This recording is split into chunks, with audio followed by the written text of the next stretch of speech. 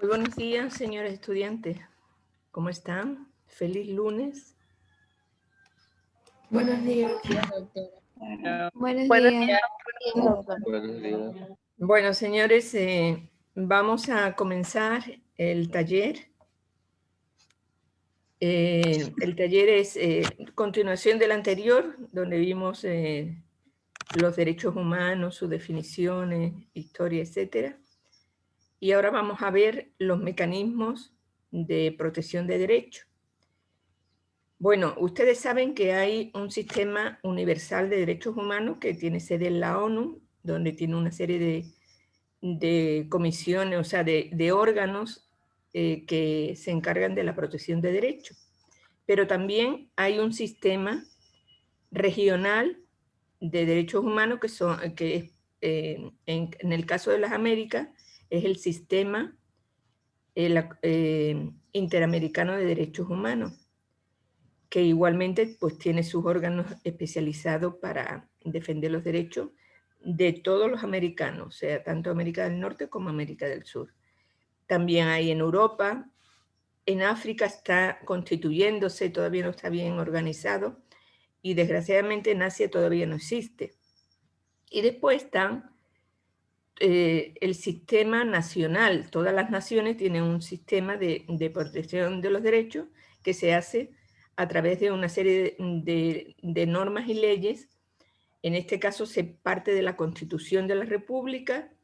De esa Constitución deriva una serie de leyes y también hay algunos organismos, por ejemplo aquí en el Ecuador está la Defensoría del Pueblo, que se encarga de defender puntualmente algunos derechos humanos de los ciudadanos, ¿no? Entonces, hoy día, ¿qué vamos a hacer? Vamos a revisar convenciones, algunas convenciones y algunas declaraciones que tienen que ver con los derechos humanos. ¿Qué diferencia hay entre declaración y convención? Una declaración es un documento de recomendación que asesora a los países y recomienda a los países, pero no obliga. ¿Eso qué quiere decir? Que no tiene que suscribir ninguna carta para adherirse a una declaración, como por ejemplo la Declaración de los Derechos Humanos. En cambio, las convenciones, pactos y tratados sí tienen que cada gobierno suscribirlo, o sea, es un documento que se suscribe por el presidente de la República, por el ministro de Relaciones Exteriores, y el Estado que lo suscribe pues tiene una serie de obligaciones que cumplir. Y ese sistema internacional de derechos humanos es el que se encarga de vigilar que se cumpla. Entonces, bueno, en el Ecuador hemos suscrito muchísimos convenciones, pactos y tratados, y esos son los que han derivado después en leyes, ¿sí? Bueno, algunos de ellos vamos a analizar hoy día. Entonces vamos a hacer 6 grupos, 6 salas. La primera sala va a investigar sobre la Convención sobre el Cambio Climático. La segunda, Declaración de las Naciones Unidas sobre los Derechos de los Pueblos Indígenas. La tercera, Convención sobre la eliminación de toda la forma de discriminación contra la mujer. Es una convención que se llama CEDAW, terminado en W. El cuarto grupo, Convención de los Derechos del Niño. El quinto, Convención Interamericana de Belén do Pará para prevenir, sancionar y erradicar la violencia contra la mujer. Y el 6, Convención Internacional sobre la Tortura y otros tratos o penas crueles, inhumanas o degradantes. Ya este deber está subido al aula virtual, entonces si tienen alguna duda, por favor, consulten ahí. Se realizará una investigación sobre los siguientes aspectos. Historia del documento, cómo se fraguó ese documento que les toca a ustedes. Un resumen bastante corto de ese documento. avance de este mecanismo de defensa del documento en relación a los derechos humanos en el mundo, después avance en el Ecuador, violaciones de este convenio igualmente en el Ecuador y en el mundo, y unas conclusiones. Entonces ustedes organícense y se dividen la tarea, como siempre les he dicho, busquen una persona que haga el documento en Word, otra persona que organice y cada uno que tenga un rol. Vamos a hacer la sala. No sé si hay alguna pregunta hasta aquí. Vamos a realizar las salas de manera automática, 6 salas, y a ustedes se les asignará, estarán trabajando 40 minutos, y a los 40 minutos yo les devolveré a la sala principal para que todos expongan un poquito sobre lo que han investigado. Teniendo en cuenta de que solo hay como unos 12 minutos para cada grupo. Entonces tiene que ser algo bastante sintético. Bueno, vamos Doctor, a... ¿Perdón? yo no estuve el día martes. ¿Perdón? Yo no estuve el día martes en el taller. ¿Usted no estuvo? Claro, sí. Usted no estuvo, entonces usted tiene que hacer una tutoría. Las personas que no están para recuperar el taller tienen que hacer una tutoría. Entonces, bueno, eso después por interno podemos verlo y lo coordinamos también con el compañero representante del curso. No hay ningún problema. Bueno, este rato sí vamos a crear las salas y asignarle automáticamente y ustedes ingresarán, como les decía, a esa sala. ¿Ok? Tienen que buscar el documento, ese documento que yo les estoy asignando y buscar, tal como les he dicho, esos distintos aspectos que vamos después a exponer.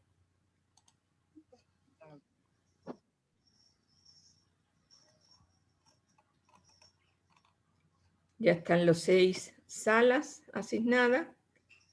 Entonces vamos a abrir la sala para que ustedes ingresen y puedan trabajar en los grupos, cada uno de los grupos. Ya pueden irse a cada una de las salas.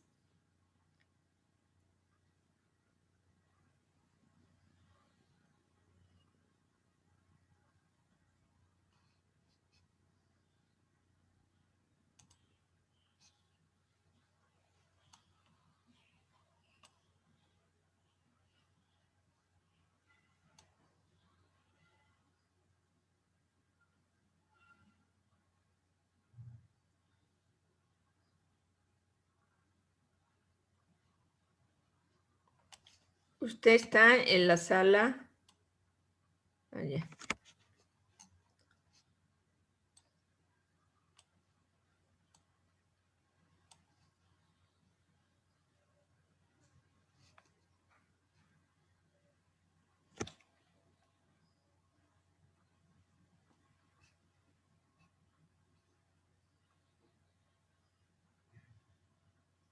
Se aprobaría la Declaración de los Derechos del Niño, que cuenta con 10 artículos. Estos tratados son los principales antecesores de la Convención.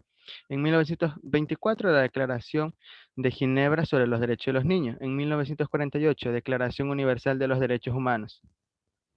Y en 1959, Declaración de los Derechos del Niño. Y en 1989 se va a dar lo que es la Convención sobre los Derechos del Niño.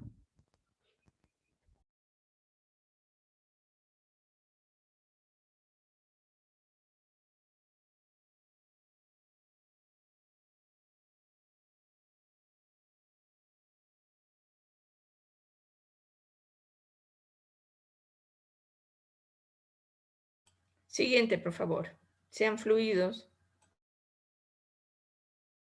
porque si no perdemos mucho tiempo. Sí, ahí sigue el compañero Christopher García.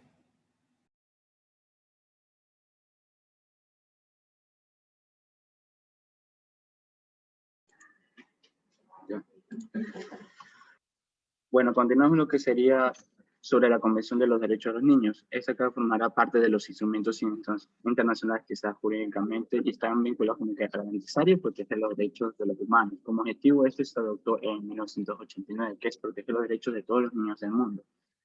El primer texto que se vinculó legalmente a la protección de los derechos de los niños se dio básicamente en significado de que se va a establecer una fuerza obligatoria para el conjunto de derechos que se estipulan, y esto implica que los estados se han ratificado para la convención de estas obligaciones a respetar y asegurar que respeten los derechos de los niños que se establezcan en nombre de los niños también.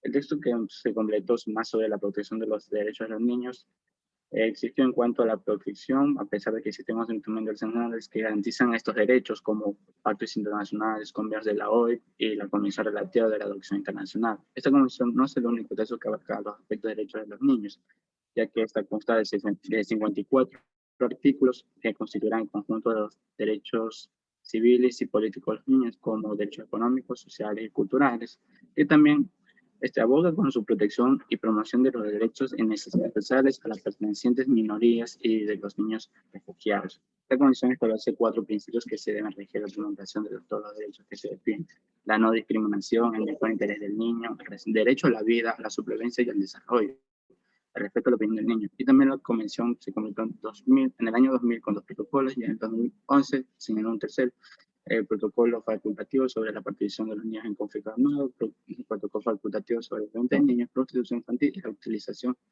de los niños en la pornografía, y el protocolo facultativo sobre el procedimiento de las denuncias ante el Comité de los Derechos de los Niños.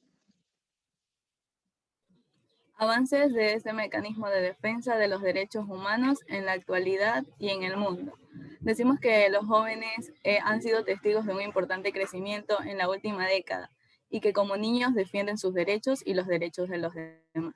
En todo el mundo hay ejemplos, siendo la última y más grande instancia su movilización mundial por la sensibilidad sobre cambio climático, que defiende su derecho a la vida, a la salud, a la alimentación, al agua, entre otros.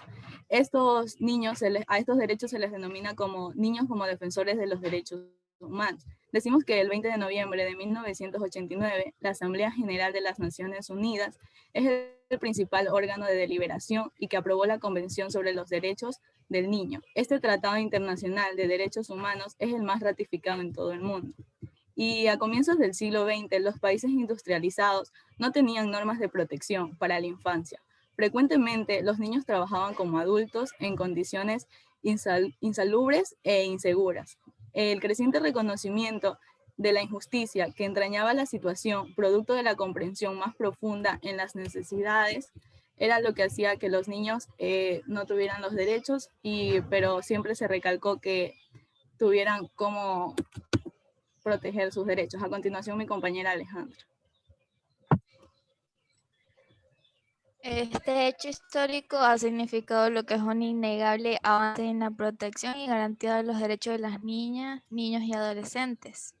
Esto, para nuestro país, la Convención sobre los Derechos del Niño significó un avance en lo que es la normativa específica para la garantía y protección de sus derechos. El Código de la Niñez y Adolescencia permitió lo que es impulsar la creación de un sistema especializado de protección, y además la Constitución del Ecuador, promulgada en el 2018, reconoció los derechos específicos de los niños, niñas y adolescentes, destacando que sus derechos prevalecen por sobre los demás.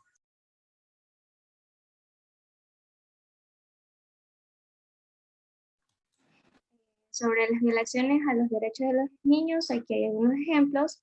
Se siguen aumentando los casos de violencias, de desigualdades, de abuso de poder sobre los niños de forma muy repetitiva. Todavía no hay una ley que proteja a los niños ante cualquier tipo de violencia. Los niños siguen sufriendo violencia dentro y fuera de su casa. Aquí están los ejemplos, que hay un ejemplo que puede ser maltrato y castigo físico, que puede ser cualquier otro castigo físico que no eduque. Deberían haber leyes que protejan a los niños de la violencia y maltrato, tanto en casa como en el colegio. También está la violencia doméstica, que son hijos de mujeres víctimas de violencia doméstica, todavía son considerados víctimas. No solo se maltrata a la mujer, como también a los niños. Niños expuestos a situaciones de violencia que tendrán problemas emocionales y de conducta.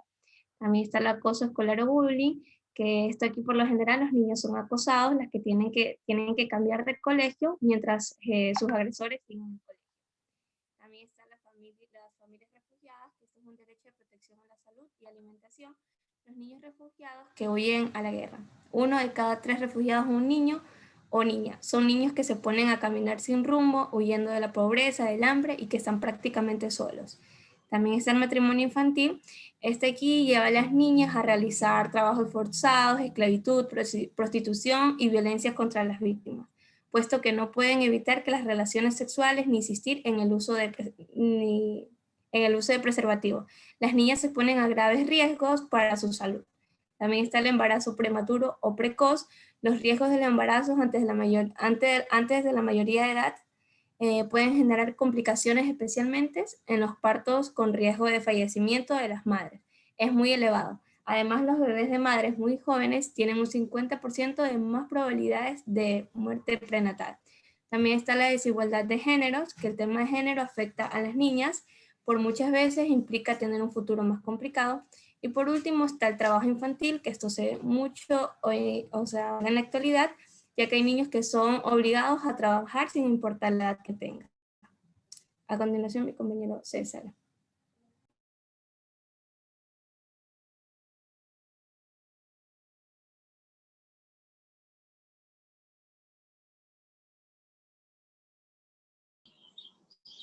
Buenos días. En cuestión a la conclusión de la Convención sobre los Derechos del Niño, pues podemos decir que esta convención en sí es un tratado internacional de las Naciones Unidas donde vamos a enfatizar que los niños tienen el mismo derecho que los adultos. En sí se basa en la protección de lo que es la infancia y los derechos del niño. Debido al cambio de los tiempos y al aprovechamiento de la humanidad en base a la explotación de otras personas, esta convención ha sido complementada por 3 protocolos facultativos. El primero es relacionado a la venta de niños, la prostitución infantil, el uso de niños en pornografía. El segundo se basa enfocado en la participación de niños en conflictos armados. Y como tercero, el procedimiento de comunicaciones. A pesar de que los estados presentan informes cada cierto año para justificar que realizan ellos en torno al cumplimiento de esta convención, es inevitable el hecho de que se sigan violando estos derechos del niño, ¿no? Pues a diario se menciona quizás un niño desaparecido o violentado de diversas maneras, hasta por sus propios progenitores.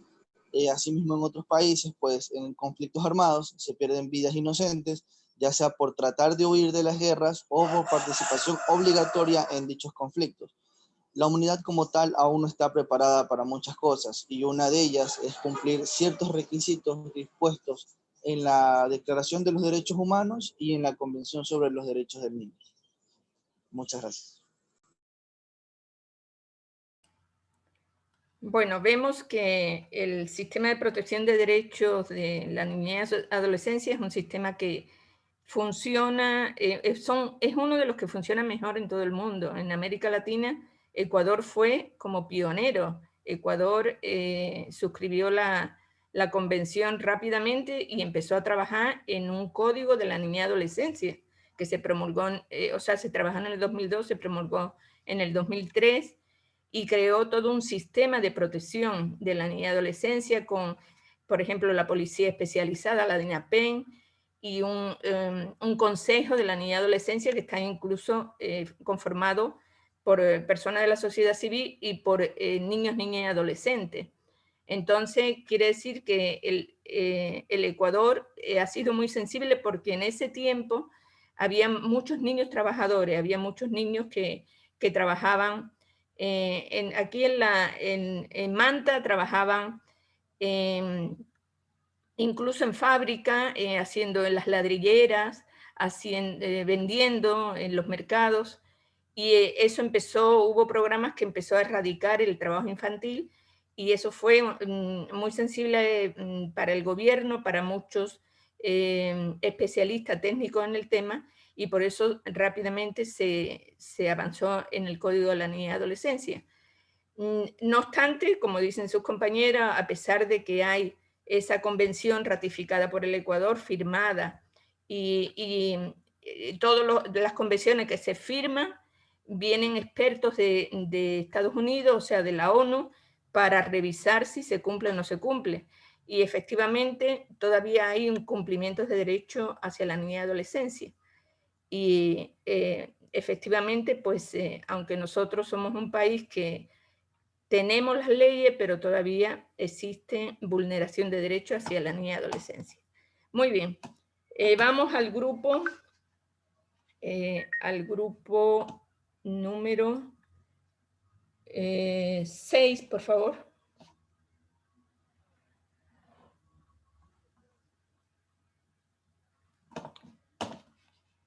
Grupo 6. Convención Internacional contra la Tortura y otros tratos y penas crueles, inhumanas o degradantes.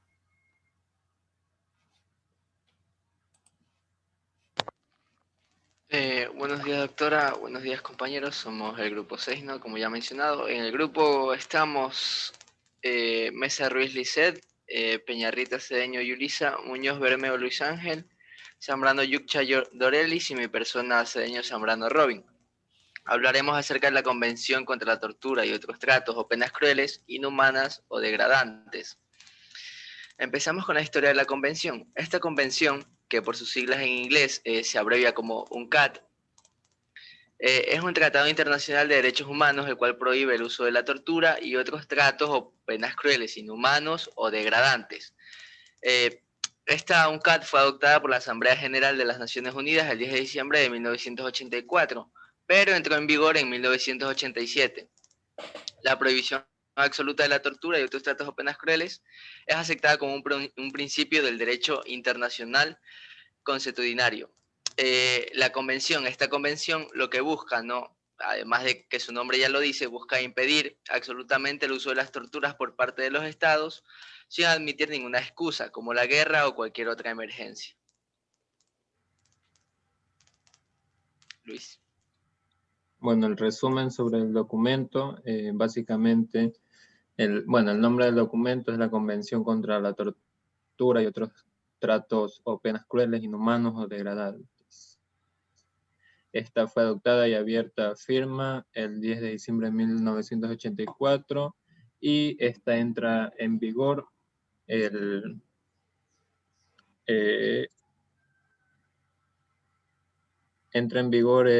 26 de junio de 1987. Bueno, básicamente este documento consta de 33 artículos divididos en 3 partes, de los cuales la primera parte está básicamente estableciendo los derechos para las personas que están en este tipo de tortura.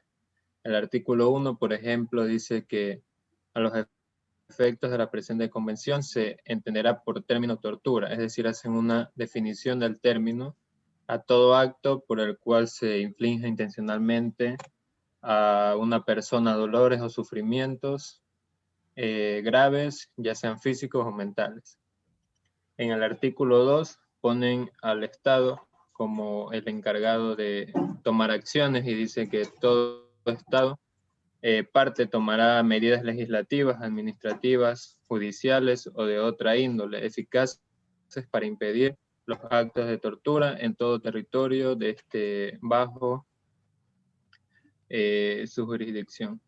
El artículo 5, por ejemplo, dice que todo Estado parte dispondrá de lo que sea necesario para instituir su jurisdicción sobre los delitos referentes al artículo 4.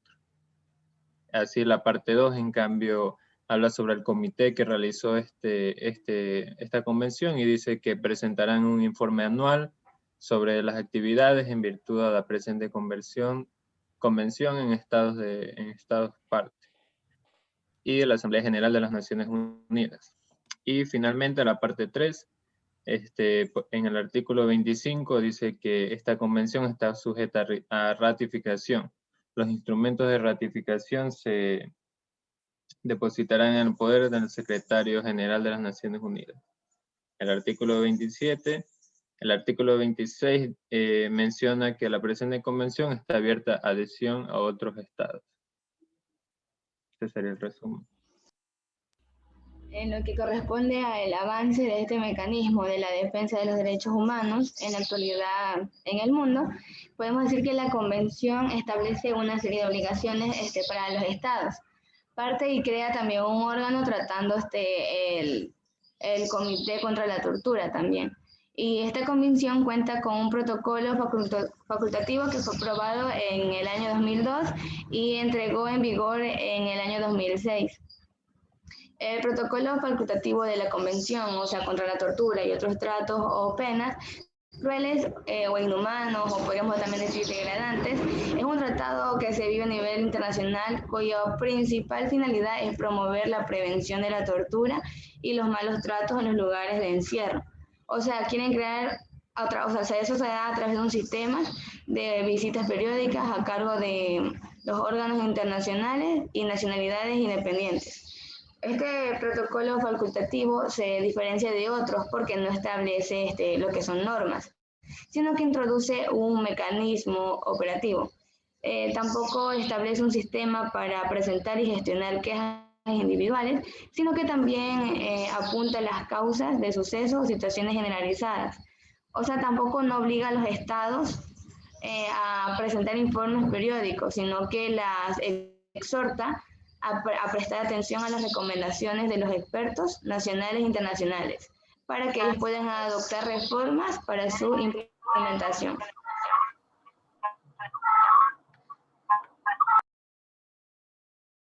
A continuación, mi compañero. Ok, continuamos con avances del documento, pero en la actualidad en Ecuador. El Mecanismo Nacional de Prevención de la Tortura, Tratos Crueles, Inhumanos y Degradantes, traducido en las siglas MNPT, de la Defensoría del Pueblo, en cumplimiento de su mandato establecido en el Protocolo Facultativo de la Convención de las Naciones Unidas contra la Tortura y en la Constitución de la República del Ecuador, exhorta al Estado ecuatoriano a que se deba promover acciones de investigación administrativa y penal sobre las situaciones ocurridas, a fin de que los familiares de las víctimas conozcan la verdad y se garantice el acceso a la justicia en el marco de un debido proceso. El Ministerio de Justicia, Derechos Humanos y Cultos debe convocar al organismo técnico de rehabilitación social para que se haga la respectiva evaluación de la eficacia de las políticas de seguridad implementadas en el sistema de rehabilitación social y en respuesta se elabore un plan de intervención integral dirigido a garantizar los derechos a la integridad y la vida de las personas privadas de la libertad en acatamiento a las recomendaciones emitidas por este mecanismo. Y de la misma manera, este ministerio debe promover estrategias que garanticen el cumplimiento de los protocolos para la realización de los operativos de requisa y el control de objetos o sustancias prohibidas dentro de los lugares de privación de libertad en el marco de respeto y protección a los derechos de las personas privadas de libertad, establecidos en la Constitución e instrumentos internacionales. Y por último, el Ministerio de Economía y Finanzas debe garantizar la asignación de los recursos necesarios que permitan atender las necesidades materiales de seguridad y de infraestructura que requieren los lugares de privación de libertad de manera que se cumplan con las finalidades del sistema de rehabilitación social. Violaciones de este convenio. Ejemplo, en el Ecuador o en el mundo. Encontramos 4 casos de tortura en el Ecuador que fueron expuestos y procesados en Guatemala, en la Red Latinoamericana y del Caribe, de instituciones contra la tortura, la impunidad y otras violaciones a los derechos humanos de Guatemala. Bien, tenemos la cárcel de Turi, la cárcel de Turi es de Cuenca, aquí en Ecuador, ¿no? En donde hubo un operativo policial de requisa con 80 policías que torturaron a los PPL, a las personas privadas de la libertad. Tenemos el caso de Ángelo Ayol, que es un estudiante del Instituto Nacional de Mejía, el cual con 17 años fue detenido arbitrariamente y ilegalmente y torturado por agentes policiales. El caso de los hermanos Jiménez, que fueron detenidos en Sucumbíos, Lago Agrio, fueron detenidos de forma arbitraria e ilegal y posteriormente fueron torturados por agentes militares. Y también el cuarto caso, ¿no? Tenemos al caso Ordóñez, que era un activista, es un activista por la comunidad LGBTI, quien fue víctima de tortura y agresión sexual por parte de miembros de la Policía Nacional en el año 2001. Con respecto a las conclusiones, los delitos de tortura se previenen y sancionar las torturas nos refleja completamente que esta ocurre especialmente desde la detención hasta la puesta a disposición de la justicia. Con fines de esto, el castigo de investigación ocurre en un contexto de impunidad. La finalidad de esto es castigar y extraer conclusiones o información, particularmente en lo que se refiere a los actos cometidos por terceros a investigación, o con el consentimiento y la motivación de toda forma de discriminación. Asimismo, se requiere sancionar el delito, demostrar la intención respecto del propósito con el que se comete la tortura. Sin embargo, aún no existe uniformidad. La Declaración Universal de los Derechos Humanos, como instrumento internacional de protección de derechos humanos, en el artículo 5 y el 7, se refiere a la prohibición de la práctica de torturas, tratos crueles, inhumanos y degradantes. Y asimismo determina en el artículo 8 el derecho de todas las personas a tutela judicial, señalando además que el recurso al que todas las personas tienen derecho debe ser efectivo. Es obligación del Estado y un deber establecido en el derecho internacional de los derechos humanos. Garantizar el respeto, garantía y protección del derecho a la integridad física. Gracias. Bueno, gracias también al grupo. Decirles que efectivamente, pues las convenciones se suscriben en los países, pero eso se traduce en leyes locales. Y esas leyes son las que protegen a las personas que se les vulneran sus derechos. Si, por ejemplo, se agota todas las posibilidades en el país y no se ha cumplido, no se ha cumplido la ley como es debido, o sea, no se han restituido los derechos, entonces las personas pueden acudir a otros niveles, por ejemplo, pueden ir a la Comisión Interamericana de Derechos Humanos para que se les haga justicia. Entonces se abre un expediente ahí y le juzga lo que se llama la Corte Interamericana de Derechos Humanos, que tiene ubicación en San José de Costa Rica, donde van algunos casos y ahí son analizados de manera, diríamos, internacional y puede haber sanciones para el país. Y de hecho hay sanciones históricas, como ustedes no sé si se acuerdan de los hermanos Restrepo, que fueron torturados y asesinados por la policía, pero nunca se encontraron los cuerpos. Eso hace bastantes años, hace como 20 años más. En el gobierno de León Febres Cordero. Así es. Y efectivamente, pues, se violaron esa convención y también se violó el Pacto de los Derechos Civiles, que tiene como derecho fundamental la vida. Entonces, se lograron sanciones contra el gobierno en esa época. Se sancionó al gobierno con que pagara a los padres de estas víctimas $2 millones. Y bueno, y eso fue un caso emblemático de restitución de derechos, aunque los padres nunca pudieron recuperar los restos de sus hijos. Se han dado algunas versiones, pero nunca han podido recuperar esos restos. Y hasta ahora los defensores de los derechos humanos en el Ecuador, alientan a las personas que son vulneradas sus derechos para que si no hay justicia en el Ecuador, vayan a otras instancias a nivel interamericano o internacional, porque también el sistema internacional pues tiene la Corte de la Haya en Suiza, en Ámsterdam, donde están, se juzga también esos genocidios y esos, diríamos, hechos internacionales que no tienen cabida en los países, sino que tiene que hacerse a nivel internacional. Muy bien. Entonces, vamos por el grupo, ahora vamos a pedir al grupo 1, Cambio Climático, que nos hable un poco sobre ese tema.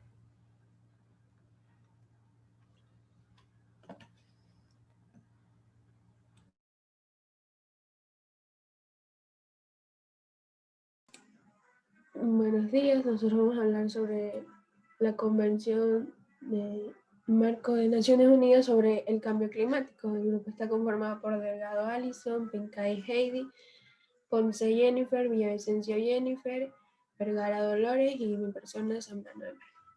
Yo les voy a hablar sobre la historia del documento.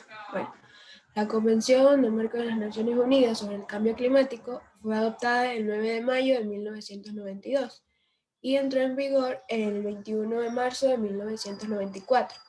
Ha sido ratificada por 195 países. Esta convención reconoce la existencia del problema del cambio climático y establece un objetivo último, que es lograr la estabilización de las concentraciones de gases de efecto invernadero en la atmósfera con el fin de impedir interferencias antropogénicas que son causadas por el ser humano y peligrosas en el sistema climático. En el año de 1997, los gobiernos acordaron incorporar una adición al tratado, que es conocida por el nombre de Protocolo de Kioto, que cuenta con medidas más energéticas y jurídicamente vinculantes. En diciembre del 2015, se estableció el primer acuerdo global legalmente vinculante en relación al cambio climático. El mismo se denomina como Acuerdo de París, que fija el objetivo de limitar el calentamiento global por debajo de los 2 grados centígrados, realizando grandes esfuerzos al fin de alcanzar los 1.5 grados centígrados. En el año de 2006 se enmendó en Nairobi este protocolo de la Convención del Marco de las Naciones Unidas sobre el Cambio Climático y se tenía previsto adoptar un nuevo protocolo en el año de 2009, y el cual se tuvo que reemplazar y mover en el año de 2010. A partir del año 2019, esta convención tiene 197 países que participan, en los que están incluidos miembros de las Naciones Unidas, así como Niue, las Islas Cook y la Unión Europea. Además, la Santa Sede y el Palestina, que son estados observadores. A continuación, mi compañera Alice. Bien, el resumen. El Grupo Intergubernamental sobre el Cambio Climático, creado por iniciativa de la Organización Meteorológica Mundial y el Programa de las Naciones Unidas para el Medio Ambiente, presentó en 1990 un primer informe de evaluación en el que se reflejan las investigaciones de 400 científicos. En él se afirmaba que el calentamiento atmosférico de la Tierra era real y se pedía a la comunidad internacional que tomara cartas en el asunto para evitarlo. El principal objetivo del Acuerdo de París era reforzar la respuesta mundial a la amenaza del cambio climático, manteniendo el aumento de la temperatura mundial en este siglo por debajo de los 2 grados centígrados, con respecto a los niveles preindustriales, y proseguir con los esfuerzos para limitar aún más el aumento de la temperatura a 1.5 grados centígrados. La Convención es un documento o marco, es decir, que debe ser desarrollada y revisada para una mayor eficacia. El objetivo de la Convención, a la que se han adherido prácticamente todos los países, es estabilizar las concentraciones de gases de efecto invernadero en la atmósfera en un nivel que impide peligrosas injerencias humanas en el sistema climático, en un plazo suficiente para permitir que los ecosistemas se adapten al cambio climático, asegurando que la producción de alimentos no se vea amenazada y permitiendo que el desarrollo económico prosiga de manera sostenible. En 1995, la comunidad internacional inició negociaciones para fortalecer la respuesta mundial al cambio climático. 2 años después, en 1997, 83 países firmaron y 46 ratificaron el Protocolo de Kioto, y hoy son 192 los países. Esto obliga jurídicamente a los países desarrollados que son parte a cumplir unas metas de reducción de emisiones. El primer periodo de compromiso del protocolo comenzó en el 2008 y finalizó en el 2012, y el segundo periodo de compromiso empezó el 1 de enero del 2013 y terminará en el 2020. Ya, en cuanto a lo que son los avances de este mecanismo de defensa de los derechos humanos en la actualidad en el mundo, tenemos que la Convención Marco de las Naciones Unidas sobre el Cambio Climático comprometiendo a los países industrializados a limitar y reducir emisiones de gases de efecto invernadero, incluyendo en el Ecuador. Los anuncios importantes de los líderes de gobierno y el sector privado en la cumbre de acción climática de las Naciones Unidas dieron impulso y demostraron un reconocimiento creciente en que el ritmo de la lucha contra el cambio climático. Algunos puntos que se llevaron a cabo como mecanismo de defensa es que las personas tengan acceso a la información, es decir, que las partes promoverán y facilitarán en el plano nacional y según proceda en el plano subregional y regional al acceso del público y la información sobre el cambio climático y sus efectos. Otro mecanismo de defensa es que tienen que ver información, intercambio de información y establecimiento de registro de emisiones, en el cual todas las partes, teniendo en cuenta las responsabilidades comunes pero diferenciadas, deberán elaborar y actualizar periódicamente, publicar y facilitarla a la conferencia de las partes. Inventarios nacionales de las emisiones antropogéneas y formular, aplicar y publicar y actualizar programas nacionales según proceda de regiones que contengan medidas orientadas a mitigar el cambio climático. Otro punto fue las participaciones del público, en el cual todas las partes promoverán y facilitarán la participación del público en el estudio del cambio climático y sus efectos en la elaboración de las respuestas adecuadas. Las partes deberán también estimular las participaciones más amplias posibles, incluida la de las organizaciones no gubernamentales, en la educación, la capacitación y la sensibilización del público respecto al cambio climático. Otro punto fue la educación ambiental y la sensibilización del público, en el cual las partes promoverán y facilitarán la elaboración y aplicación de programas de educación y sensibilización del público sobre el cambio climático y sus efectos de formación en lo personal científico, técnico y directivo.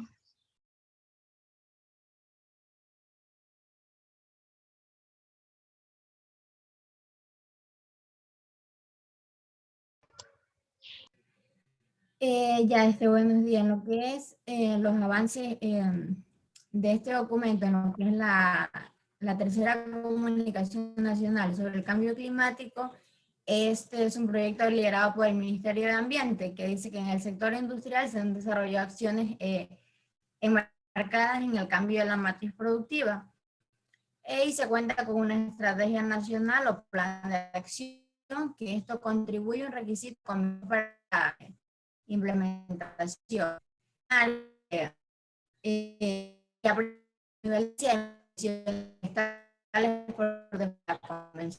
se cuenta en materia de monitoreo al manejo de información para la gestión de la mitigación del cambio climático. También se ha desarrollado el Sistema Nacional de Monitoreo de Bosques, que permite el seguimiento y el reporte de actividades de reducción de emisiones por deforestación y degradación.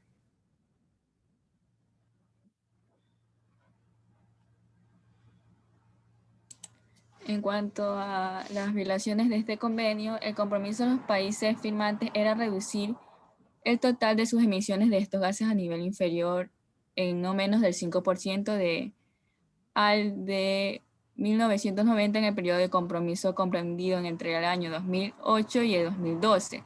De los 36 países que adoptaron este compromiso, solo 9, incluida España, incumplieron su compromiso, pero los demás lo cumplieron de forma sobrada, de forma que las emisiones en estos países se redujeron más de lo esperable. De hecho, estos países redujeron sus emisiones en un 24%. A esto contribuyó el colapso de la Unión Soviética con la crisis económica de los países de su esfera.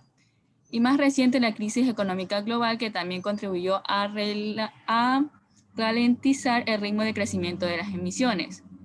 Pero los países firmantes no incluían ni a Estados Unidos ni a Canadá, países que aumentaron notablemente sus emisiones y que de haber incluido en el protocolo habrían resultado en su incumplimiento en términos globales. Cabe recalcar que esto no contempla sanciones económicas, pero sí una multa del 30% del exceso de su emisión.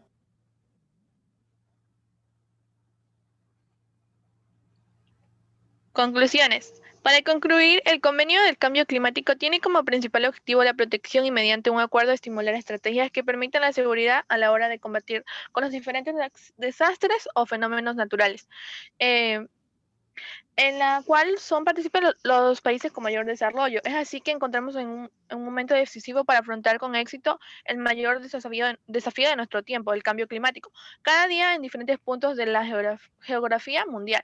El planeta nos manda mensajes sobre las enormes transformaciones que están sufriendo, desde cambiantes pautas meteorológicas hasta que amenazan con la producción de alimentos, hasta el aumento del nivel de mar que incrementa el riesgo de inundaciones catastróficas. Como resultado, se planteó que los gobiernos deberían otorgar incentivos claros y predecibles de los emprendimientos que logren mitigar los efectos nocivos para el ambiente, ya que los efectos climáticos nos afectan a todos. Si no se toman medidas drásticas, será mucho más difícil y costoso adaptarse a sus efectos en el futuro. Después de más de un siglo y medio de industrialización, deforestación y agricultura a gran escala, las cantidades de gases del efecto invernadero en la atmósfera han incrementado sus niveles antes vistos en 3 millones de años. Gracias. Bueno, muchas gracias al grupo. Miren, se ha visto cómo está el asunto a nivel de muchísimos países, porque ¿qué ocurre? Que en un principio los países no se creían lo del cambio climático. Muchos países, sobre todo desarrollados, y lo que tiene que ver los dirigentes, no se creían el efecto del cambio climático. Y esto ya está demostrado científicamente, es real, y bueno, hay que tomar en serio esta convención, y ustedes han visto que, bueno, en el gobierno de Trump, en Estados Unidos, pues ellos se salieron de la conferencia de París, no acataron el acuerdo, y se espera que el presidente Biden, pues realmente pues asuma su responsabilidad y se sume a esta convención. Es de destacar que son los países desarrollados, los países más industrializados, los que más incumplen esta convención. Y bueno, ya parece que se está tomando en serio, que Europa está tomando en serio, incluso China ya está tomando medidas en todas sus fábricas. Y bueno, ustedes han visto que hay una transición para pasar de los combustibles fósiles del petróleo a combustibles más amigables con el ambiente, y aunque esto será a través de una serie de años, pero se tiende a hacer eso porque realmente el planeta tiene unos peligros inminentes de vida y de desarrollo de especies, y tanto de biodiversidad como de especies animales, ¿no? Bueno, entonces esta es la Convención del Cambio Climático. Ahora vamos a pasar al grupo 3, Convención sobre la eliminación de todas las formas de discriminación contra la mujer, CEDAW.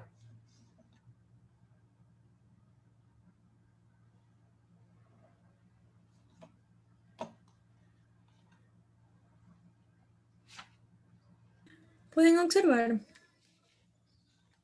Todavía no.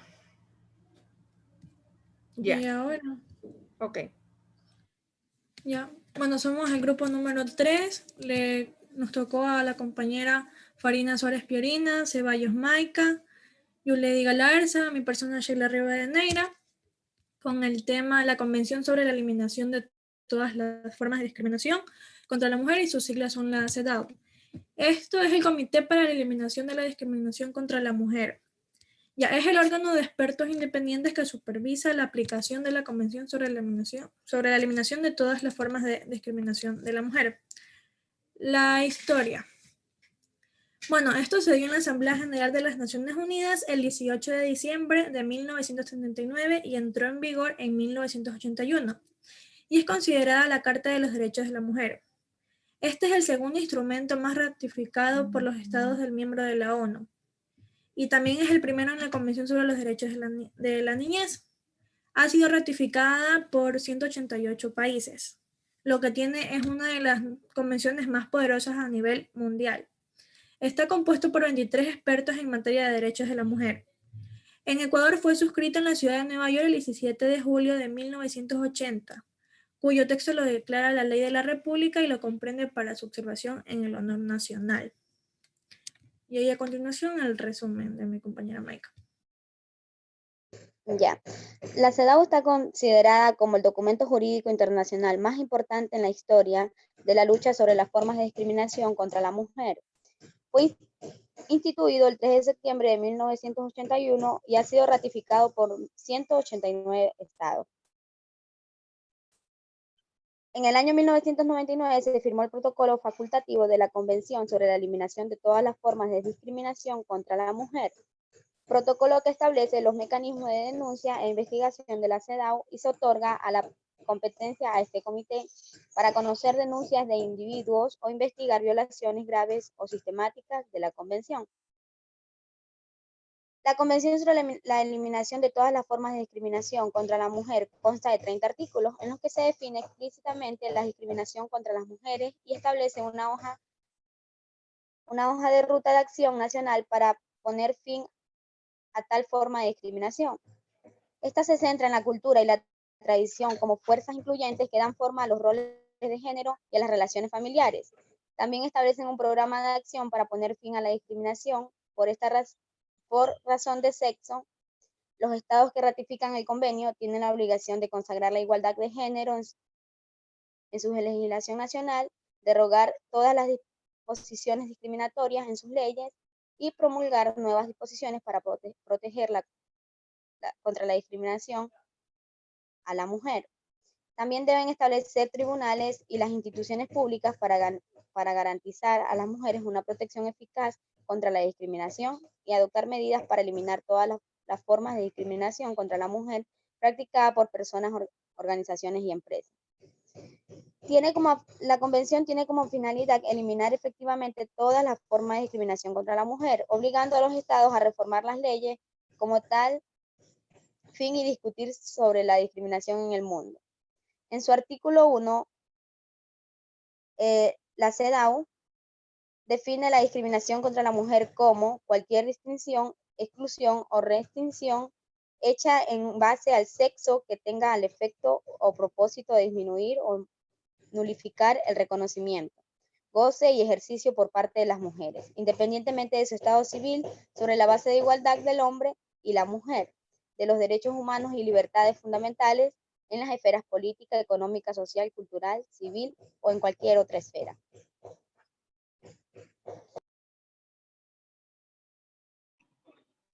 Ya. Avances de este mecanismo de defensa de los derechos humanos en la actualidad y en el mundo. Transcurridas las 3 décadas de la emisión del CEDAW en 1979 y tras 4 conferencias mundiales sobre la mujer, los esfuerzos para lograr la igualdad entre los hombres y las mujeres siguen siendo insuficientes frente a las decrecientes necesidades y demandas de las mujeres en una sociedad milenariamente que ha omitido, invisibilizado y discriminado de manera sistemática a la mitad de su población en todos estos ámbitos. En Centroamérica, los avances son importantes, pero no han logrado mejorar significativamente la situación de precariedad y exclusión en el que viven millones de mujeres de la región. Las brechas se acentúan entre las mujeres rurales e indígenas de amplios sectores empobrecidos del Istmo y elementos de diversidad étnica se suman a las condiciones de privación que han sido comunes en las economías centroamericanas. Temprano o tardíamente en todos los países de la región existen hoy las instancias rectoras de la acción gubernamental llamadas a articular las políticas públicas programadas y proyectos para la consecución de la igualdad de género. Igualmente, como precursoras de los avances realizados en la región, las protagonistas y sus organizaciones, las feministas, han realizado esfuerzos desde múltiples trincheras por articular, fortalecer y consolidar en distintos ámbitos las alianzas y sinergias necesarias. para el adelanto de las mujeres en la región y el logro de la igualdad de género. Sin duda, estos esfuerzos consolidan los cambios y alimentan la esperanza de tiempos mejores.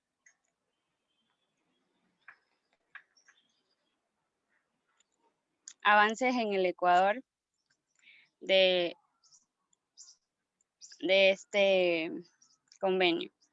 Bueno, en febrero, en el estado ecuatoriano presentó el 12 de diciembre del 2012 el octavo y el noveno informe combinado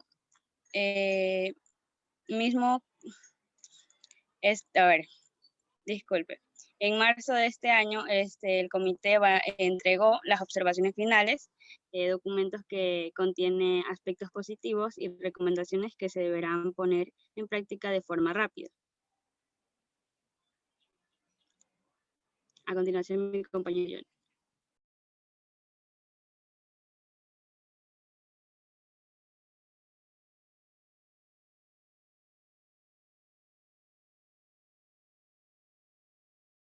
¿Cuál pasa en la conclusión?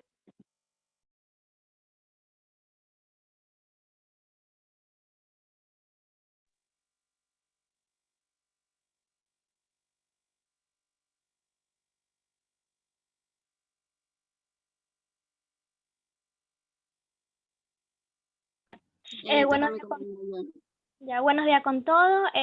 Me toca explicar sobre la conclusión. Bueno, ya lo voy a decir. El convenio sobre el convenio de la discriminación, tanto en mujeres, en niños, se da sobre la violencia física, psicológica que se da a nivel mundial, tanto como en femicidio, en los casos sobre el maltrato doméstico, también conocido como las prácticas nocivas, maltrato, esto debe haber una igualdad entre el hombre y la mujer. Esta violencia también ejercida que está en nivel mundial, conocida comunicalmente sobre la discriminación que están afectando a muchas mujeres en el país. Muchas gracias.